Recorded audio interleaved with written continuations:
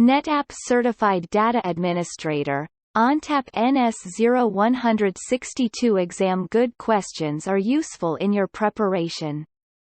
1. Node A has taken over Node B. You solved the issue that caused the takeover and are now ready to resume normal operation. After initiating the storage failover giveback command, how are the aggregates given back? Choose the best answer. A.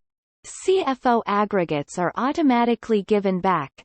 SFO aggregates must be manually given back. B. CFO aggregates and SFO aggregates are automatically given back. C. The root aggregate is automatically given back. CFO and SFO aggregates must be manually given back. D. SFO aggregates are automatically given back. CFO aggregates must be manually given back. 2. You need to move a flex volume from one SVM to another. In this situation, which command would accomplish this task? A. Volume create. B. Volume rehost.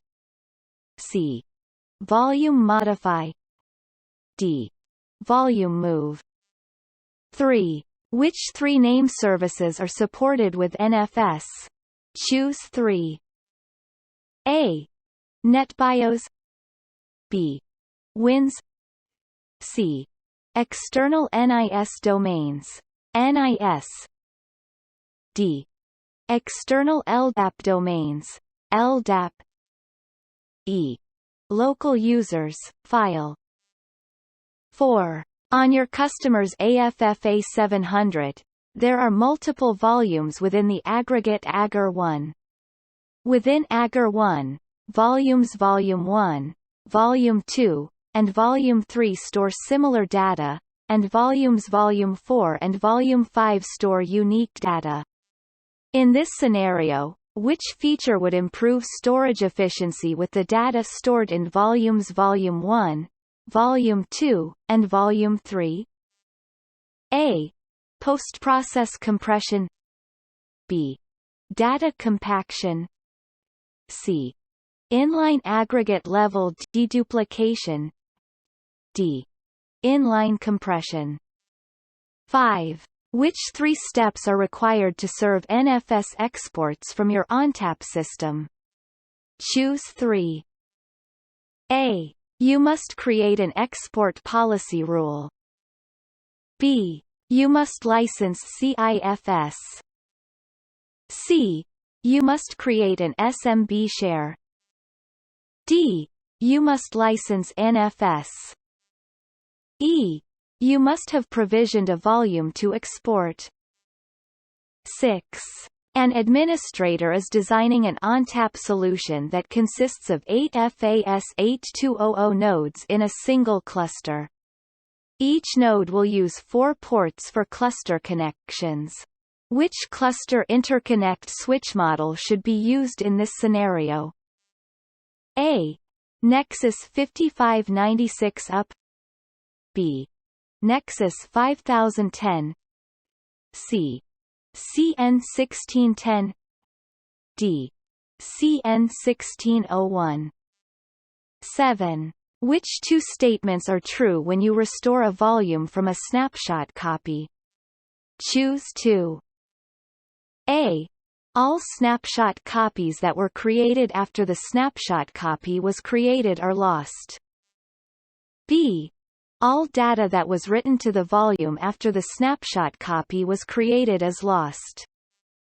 C. The volume's snap mirror relationships need to be recreated.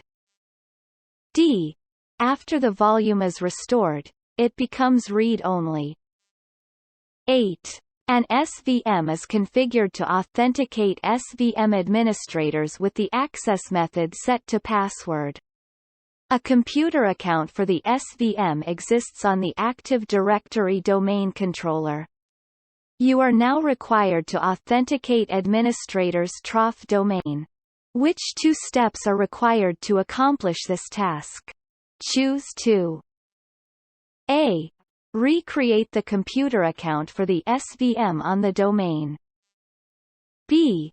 Configure the SVM as a tunnel to the domain. C. Create a custom role for all users who belong to the domain. D. Create a login account on the cluster for the domain users with an access method of domain. 9. In which scenario would you specifically assign aggregates to SVMs? A. To configure an ONTAP system for CIFS and ISCSI. B. To create snap mirror peering relationships between SVMs. C. To prevent a storage administrator from overcommitting an aggregate. D. To configure an ONTAP system for multi-tenancy. 10. An administrator has an SVM named SVM_NAS that is used for NFS clients. You change the volume junction path of a volume named Volume1 from Volume1 to it, Volume1.